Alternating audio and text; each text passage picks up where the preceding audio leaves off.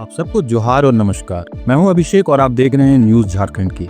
यहाँ मिलती है झारखंड की हर छोटी बड़ी खबरों का डेली अपडेट। हम लाते हैं वो खबरें जो है महत्वपूर्ण, वो मुद्दे जो हैं चर्चा के काबिल। तो वक्त हो चला है झारखंड की आज सुबह की 25 मुख्य खबरों को जानने का और उनसे अपडेट होने का। साथ ही अगर आप चैनल पर नए हैं तो चैनल सब्सक्राइब करके बेल आइकन प्रेस कर दे, जिससे आप तक झारखंड की हर महत्वपूर्ण खबर पहुंचती रहे। तो आइए शुरुआत करते हैं आज की पहली मुख्य खबर से। सीएम हेमंत सोरेन ने राज्य कर्मी स्वास्थ्य बीमा योजना को दी मंजूरी, इनको मिलेगा लाभ। मुख्यमंत्री हेमंत सोरेन ने राज्य कर्मी स्वास्थ्य बीमा योजना लागू करने की सहमति दे दी है, जिससे राज्य के कार्यरत और सेवानिवृत्त कर्मियों, उनके आश्रित परिवारजनों, दिव्यांग आश्रितों और माता पिता को सालाना 5 लाख तक का स्वास्थ्य कवरेज मिलेगा। गंभीर बीमारियों के मामलों में यह सीमा 10 लाख तक बढ़ाई जा सकेगी। योजना में विधायक, पदाधिकारी, कर्मी के अविवाहित, विधवा या परित्यक्ता पुत्रियों और आश्रित नाबालिग भाई बहनों को भी शामिल किया गया है। गंभीर बीमारियों के इलाज के लिए 50 करोड़ का कॉर्पोरेट बफर फंड बनाया गया है और अतिरिक्त खर्च के लिए कॉर्पस फंड की भी व्यवस्था की गई है। पहले की त्रुटियों को दूर करने के बाद यह योजना जल्द लागू होगी, जिससे कर्मियों को बेहतर स्वास्थ्य सुविधाएं और आर्थिक सुरक्षा मिलेगी। गणतंत्र दिवस 2025 समारोह की झांकी की तैयारियों को लेकर मुख्य सचिव की बैठक में निर्देश। झारखंड में गणतंत्र दिवस 2025 की तैयारियों को लेकर मुख्य सचिव अलका तिवारी की अध्यक्षता में गुरुवार को बैठक हुई, जिसमें झांकियों से लेकर समारोह स्थल की व्यवस्थाओं पर चर्चा हुई। मुख्य सचिव ने झांकियों में झारखंड की संस्कृति, मैया सम्मान योजना और सड़क सुरक्षा को शामिल करने का निर्देश दिया। झांकियों के चयन के लिए कृषि, पर्यटन और सूचना विभाग के अधिकारियों की 3 सदस्यीय समिति बनाई गई। बैठक में रांची और दुमका में समारोह स्थल की सफाई, प्रतिमाओं पर माल्यार्पण, यातायात और पार्किंग, पेयजल और शौचालय की व्यवस्था तथा परेड में सेना और अन्य सुरक्षा बलों की भागीदारी सुनिश्चित करने के निर्देश दिए। झारखंड के वाद्य यंत्रों और साइबर सुरक्षा को भी झांकियों का हिस्सा बनाया गया। समारोह की तैयारियों का रिहर्सल 18 से 24 जनवरी के बीच पूरा कर लिया जाएगा। बैठक में कई वरिष्ठ अधिकारी उपस्थित थे और तैयारियों को समयबद्ध तरीके से पूरा करने का जोर दिया गया। रांची में कोल इंडिया की सहयोगी कंपनी सीएमपीडीआई में 5G टेस्ट लैब का उद्घाटन। कोयला मंत्री किशन रेड्डी ने गुरुवार को रांची स्थित सीएमपीडीआई में 5G use case test lab का उद्घाटन किया, जो कोयला क्षेत्र के डिजिटल परिवर्तन को नई दिशा देगा। यह अत्याधुनिक लैब कोयला उद्योग की आवश्यकताओं के अनुरूप 5G आधारित तकनीकी अनुप्रयोगों के विकास, परीक्षण और अनुकूलन के लिए एक प्लेटफॉर्म प्रदान करेगी। मंत्री रेड्डी ने सीएमपीडीआई की नवाचार क्षमता की सराहना की और इसे खनन को अधिक सुरक्षित, कुशल और पर्यावरणीय रूप से टिकाऊ बनाने की दिशा में अग्रणी बताया। 5G centre of excellence lab खनन क्षेत्र की उभरती चुनौतियों से निपटने के लिए आधुनिक तकनीकों के उपयोग में सीएमपीडीआई के नेतृत्व को और सशक्त बनाएगी। उद्घाटन कार्यक्रम में कोयला सचिव विक्रम देवदत्त, कोल इंडिया चेयरमैन पीएम प्रसाद और अन्य वरिष्ठ अधिकारी उपस्थित थे। रांची के एल्बर्ट एक्का चौक पर 11 जनवरी को मनाया जाएगा लोक पर्व टुसू। झारखंड की संस्कृति और परंपरा को समर्पित लोक पर्व टुसू का आयोजन 11 जनवरी को रांची के एल्बर्ट एक्का चौक के सामने होगा। इस पर्व में डुमरी विधायक जयराम महतो मुख्य अतिथि के रूप में शामिल होंगे। महोत्सव में पद्मश्री मधु मंसूरी, मुकुंद नायक, मजबूल खान, सावित्री कर्मकर और बबन देहाती जैसे प्रसिद्ध कलाकार अपनी प्रस्तुति देंगे। झारखंडी भाषा खतियान संस्कृति समिति ने मोराबादी स्थित ऑक्सीजन पार्क में बैठक कर इस आयोजन की पूरी तैयारी की घोषणा की। पारंपरिक रीति रिवाज से संपन्न इस महोत्सव में टूसू थापना, पूजन, वंदना, सामूहिक टूसू गीत और नृत्य के साथ छौ नृत्य भी प्रस्तुति होगी। झारखंड के विभिन्न विद्यालयों, महाविद्यालयों और विश्वविद्यालयों से शिक्षक, प्रोफेसर और छात्र भी इसमें भाग लेंगे। आयोजन में देवेंद्र नाथ महतो, अनंत महतो, सोनू, विक्की, लखन बेदिया सहित कई प्रमुख लोग शामिल रहेंगे। आईपीएस सुनील भास्कर ने संभाला पलामू जोनल आईजी का कार्यभार। 135 एकड़ पोस्ता की खेती को नष्ट किया। 2007 बैच के आईपीएस अधिकारी सुनील भास्कर ने पलामू जोनल आईजी का पदभार ग्रहण किया और गुरुवार को कार्यालय पहुंचे। पदभार संभालने से पहले उन्होंने पलामू, गढ़वा और लातेहार में सुरक्षा स्थिति का जायजा लिया। उन्होंने जानकारी दी कि पलामू में 135 एकड़ और लातेहार में 50 एकड़ से अधिक पोस्ता की खेती को नष्ट कर दिया गया है। इस अवैध खेती के खिलाफ पुलिस का अभियान लगातार जारी है और दोषियों पर कार्रवाई हो रही है। आईजी भास्कर ने संगठित गिरोह और लातेहार में हलिया आगजनी के मामले पर सख्त कदम उठाने की बात कही। अपराधियों की प्रोफाइलिंग तैयार कर शीघ्र कार्रवाई का आश्वासन भी दिया गया।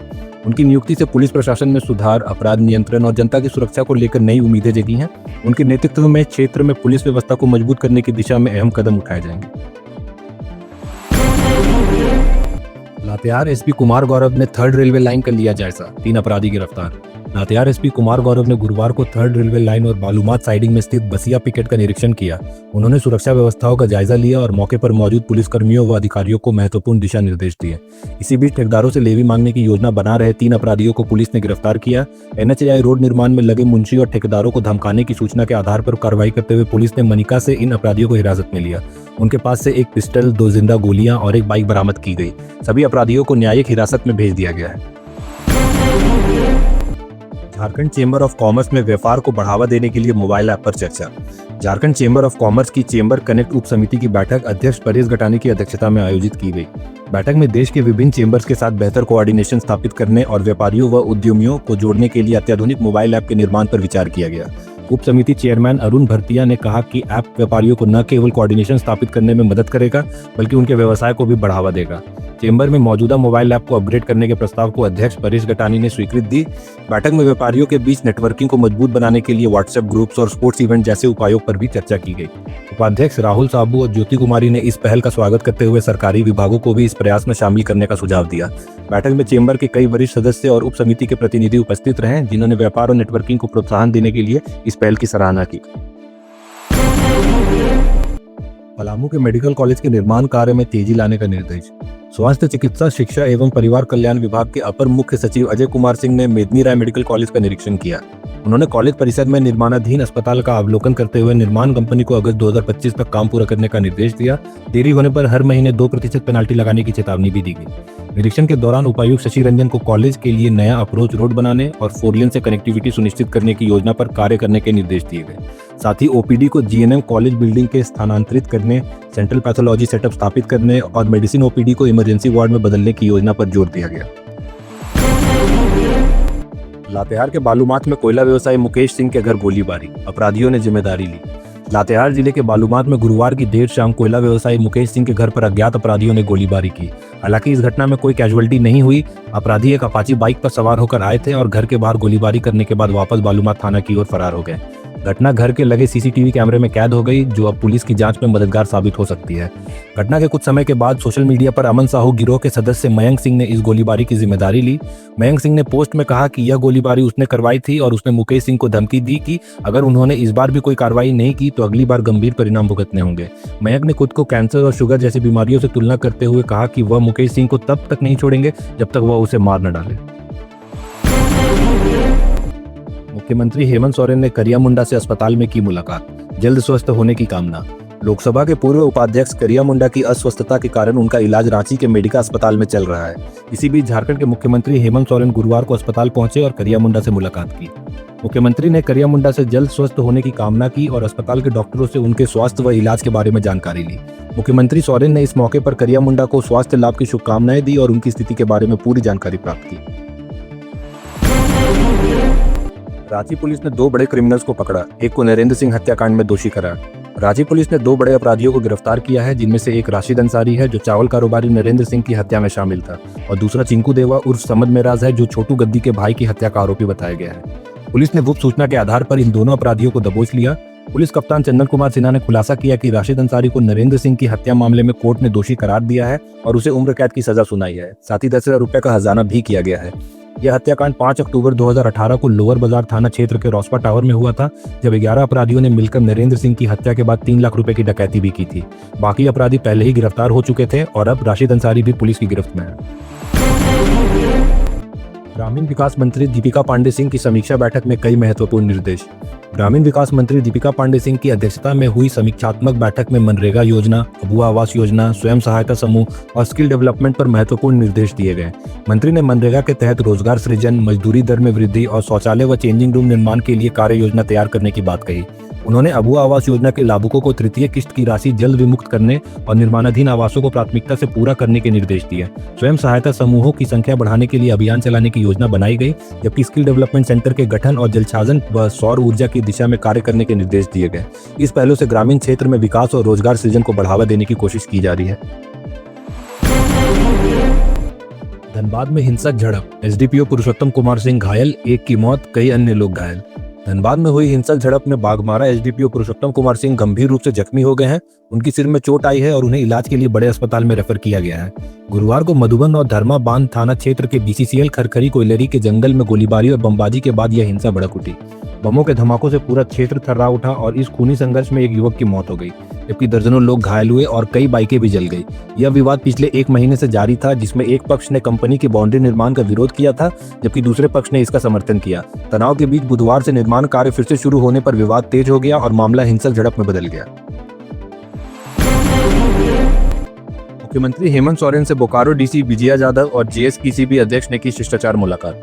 मुख्यमंत्री हेमंत सोरेन से मुख्यमंत्री आवास कार्यालय में बोकारो जिले के उपायुक्त विजया यादव और झारखंड राज्य प्रदूषण नियंत्रण बोर्ड के अध्यक्ष शशिशंकर समांता ने शिष्टाचार मुलाकात की।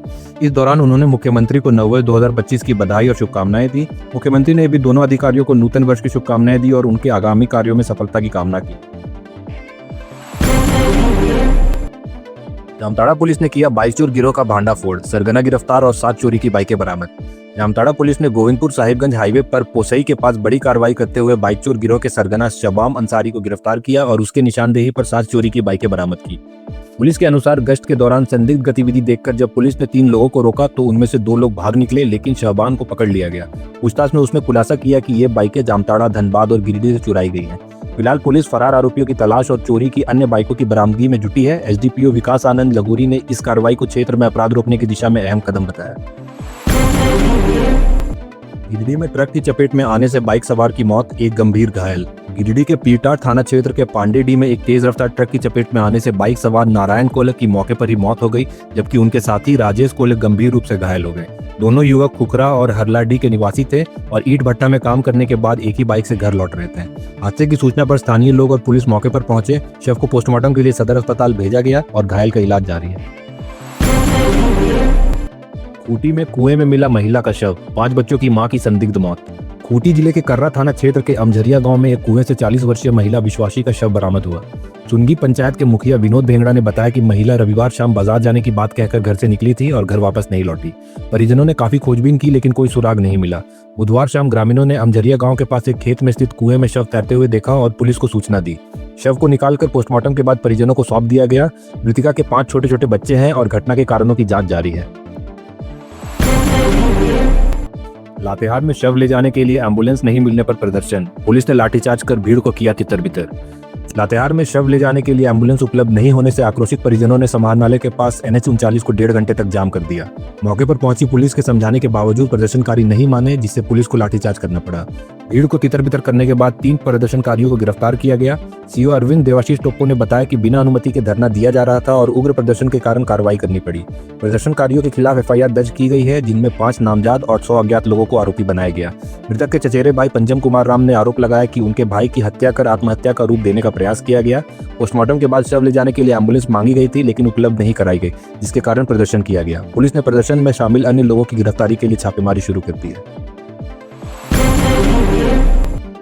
SBI में ट्रेड फाइनेंस ऑफिसर के 150 पदों पर भर्ती, आवेदन की अंतिम तिथि 23 जनवरी 2025। State bank of India SBI ने ट्रेड फाइनेंस ऑफिसर के 150 पदों पर भर्ती के लिए अधिसूचना जारी की है। इन पदों पर आवेदन के लिए उम्मीदवारों के पास स्नातक की डिग्री और IIBF द्वारा जारी फोरेक्स प्रमाण पत्र होना चाहिए। आयु सीमा 23 से 32 वर्ष निर्धारित की गई है। चयन प्रक्रिया में शॉर्टलिस्टिंग और इंटरव्यू शामिल होंगे।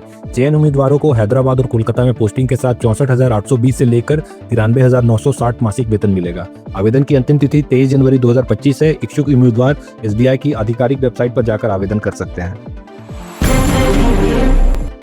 रांची को जाम मुक्त बनाने के लिए अतिक्रमण हटाओ अभियान जारी, पिरायलाल चौक से रातू रोड तक कार्रवाई।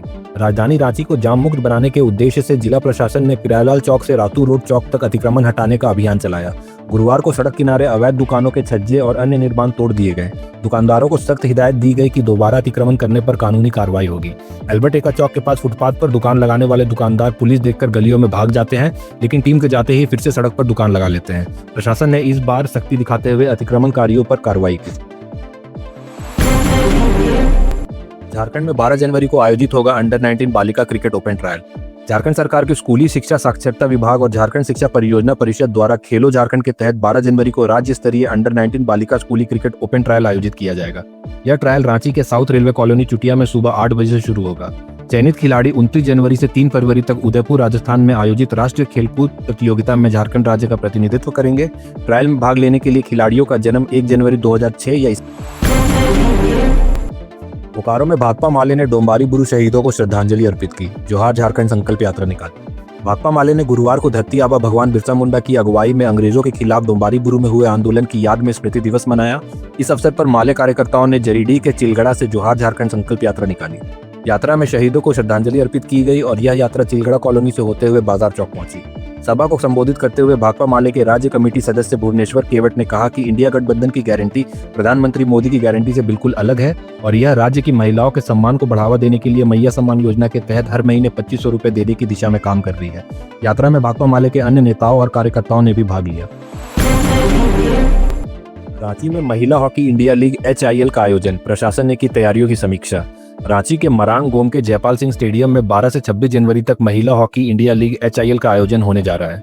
इस सफल आयोजन के लिए रांची DC मंजुनाथ भजंती की अध्यक्षता में जिला प्रशासन की बैठक हुई। बैठक में कई महत्वपूर्ण बिंदुओं पर चर्चा की गई और DC ने संबंधित अधिकारियों को निर्देश दिए। आयोजन के लिए बिजली आपूर्ति, सुरक्षा व्यवस्था, सफाई, जल आपूर्ति, सजावट, ट्रांसपोर्ट और पार्किंग की व्यवस्थाएं सुनिश्चित की जाएगी। इसके साथ ही महिला पुलिस कर्मियों की तैनाती और नोडल पदाधिकारियों की नियुक्ति भी की जाएगी ताकि सभी व्यवस्थाएं सुचारू रूप से चल सके। भाजपा ने संविधान गौरव अभियान पर की बैठक। 15 से 25 जनवरी तक झारखंड में होगा आयोजन। भाजपा प्रदेश कार्यालय में पार्टी के आगामी संविधान गौरव अभियान पर बैठक आयोजित की गई, जिसमें क्षेत्रीय संगठन महामंत्री नागेंद्र नाथ त्रिपाठी और संगठन महामंत्री कर्मवीर सिंह ने संबोधित किया। बैठक में अभियान के प्रदेश संयोजक अमर कुमार बावरी, सह संयोजक अमरदीप यादव, राकेश भास्कर और नंदजी प्रसाद भी उपस्थित रहे। अमर कुमार बावरी ने मीडिया को जानकारी देते हुए बताया कि संविधान के 75 साल पूरे होने पर 11 से 25 जनवरी तक देश भर में संविधान गौरव अभियान चलाया जाएगा। झारखंड में यह अभियान 15 से 25 जनवरी तक चलेगा, जिसमें भारतीय संविधान की महिमा और बाबा साहेब भीमराव अंबेडकर के योगदान पर विशेष रूप से चर्चा की जाएगी। नागपुरी फिल्म जनी शंकर की शूटिंग संपन्न। एक्शन सीन में दिखेगी अभिनेत्री वर्षा लकड़ा की दमदार भूमिका। AK सिने हाउस के बैनर तले और निर्देशन आदित्य कुमार के निर्देशन में बन रहे नागपुरी फिल्म जनी शंकर का शूटिंग जगन्नाथपुर धुरवा स्थित मंदिर के पास पूरा हुआ।